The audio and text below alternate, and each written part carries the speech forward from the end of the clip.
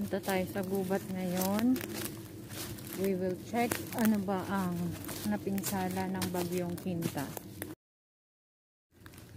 Mostly mga puno naman ng lansones dito sa area na to ay wala namang natumba na puno ng lansones. So may nakita tayo dito ang isang puno nakatumba. Ayan siya. Dito siya sa looban pero nadali pa rin siya. Natumba pa rin siya ng bagyong Quinta. Ayan siya. Pinagputulan yan ng buboy na puno.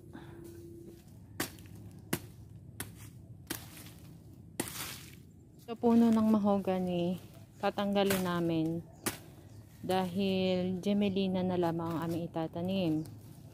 Dahil ang mahogany medyo matagal-tagal, 20 years bago maging good lumber. Sa gemelina 5 to 7 years lang pwede na. So ngayon magki-clear kami ng area para mapagtamna namin ng gemelina at the same time titingnan namin yung ibang part ng lote na may mga tanim na kasagingan para ma-check kung may napinsala ba, may natumba. Kasi ang alam ko meron ditong merong mga bunga. So kung meron nga kukunin natin para hindi naman masayang, baka maunahan pa tayo ng magnanakaw. Ayun, may nakita na ako na putol na saging natumba. Medyo marami-rami. Wala na ang bunga. Ayan. Meron pa doong part. Ayan, maraming natumba. Pero parang wala na akong nakikitang may bunga. Doon pa sa part na yon, marami ding natumba. I can see from here. So kailangan pagpupunta ng gubat may dalang itak just in case may makasalamuhang ahas. At makapamutol din ng damo. Oh, ang daming tumba. Ito rin. The last time kasi na pumunta kami dito, meron pang 5 buwig. Pero ngayon, 5 buwig ng saging, pero ngayon wala na kaming makita. Maraming tumba, pero kumpara dun sa iba na dinaanan namin sa ibang lote, mas kokonti dito ang natumba.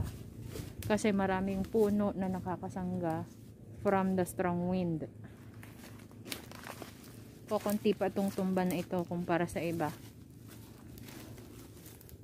Na pinagpunan.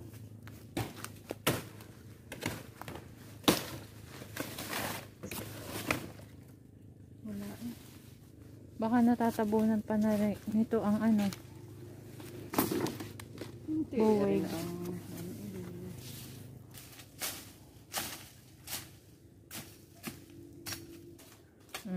Nakakamatay sa lansones yung mga kumakabag. So para magbunga ng maayos, lilinisin. Bawal na bawal tagain ang puno ng lansones. Kahit pagpakuan dahil mamamatay.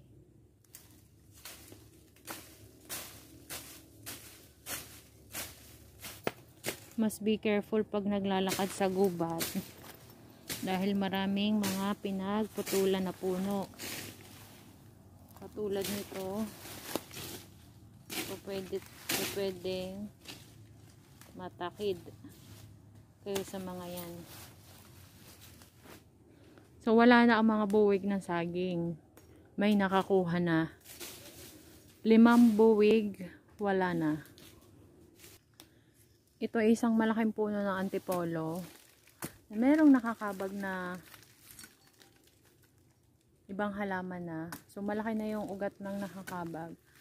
So ang gagawin natin ay puputulin natin yung ugat para mamatay yung nakakabag na halaman. Yung hanggang taas niya mamatay na rin. Parang ahas mo. Kakatakot nga, mukhang ahas. Kasi po, sabi po, yan.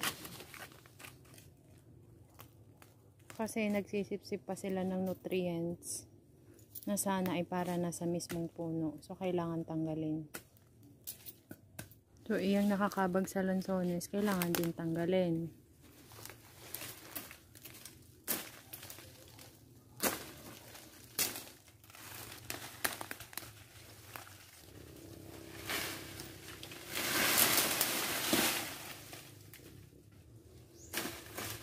Ang lansones kasi pag hindi naaalagaan, nagkakaroon siya ng dapo. Ano ang dapo? Yung ibang halaman na tumutubo na rin sa kanya mismo. Dapo ang tawag doon. So pag dumami ng dumami ang dapo po, pwedeng mamatay na ang mismong puno ng lansones. Ito ay puno ng antipolo. Yan, lapitan ko. Yan, yan. Puno yan ng antipolo. Dalawa yan, di ba? Kambal siya. Sumanga kasi mula sa baba. Ang antipolo, napakagandang kahoy. Napakatigas niyan. Mahal siya kung bibilhin mo.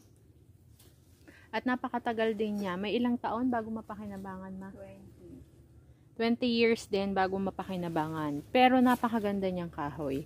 Ang problema lang dito, matagal na tong puno na yan. Kaya lang hindi siya naalagaan kasi nagsanga. Kasi kung hindi siya nagsanga, yung base niya, yung nasa baba, ganun lang sana kalaki yung buong puno.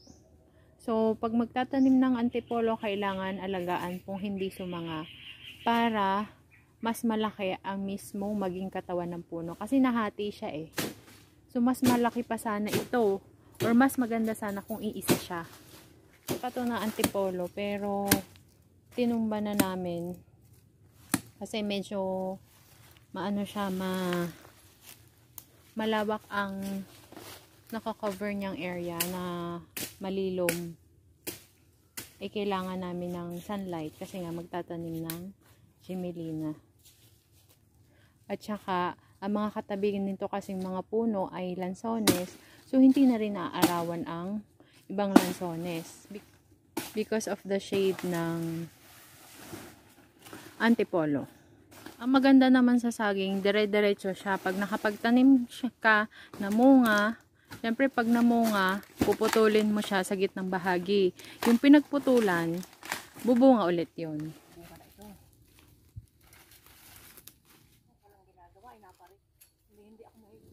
So may nakita tayo dito na niyog.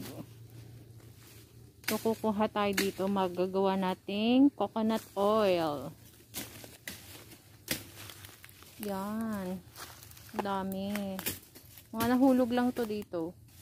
Ito oh. Yan, tumutubo na rin siya ng kanya. Yung ding isang yon. Yan. Kukunin natin to. Gagawa tayo on our next vlog, gagawa tayo ng langis ng niyog. Oh, 'di ba? Ang ganda. Pwede rin 'tong gawing coconut bonsai. Yung pang isa.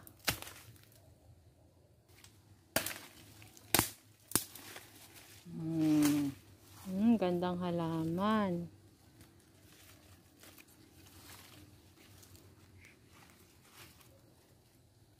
Hindi na siya nasira. Oh, wala yata ugat ang pinagputulan ko. Tabi no.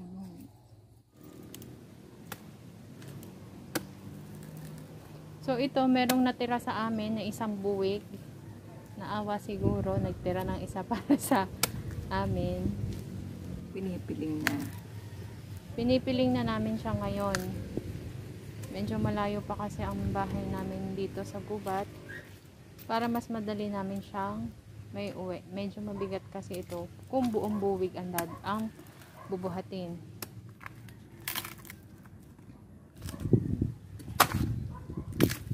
Payat pa eh. Hindi ko na kaya. Didudukalin. Alahwag na. Pero ang pwede pa rin bonsayin. Lalim na ugat. Saka wala na ang baong. Nakain na.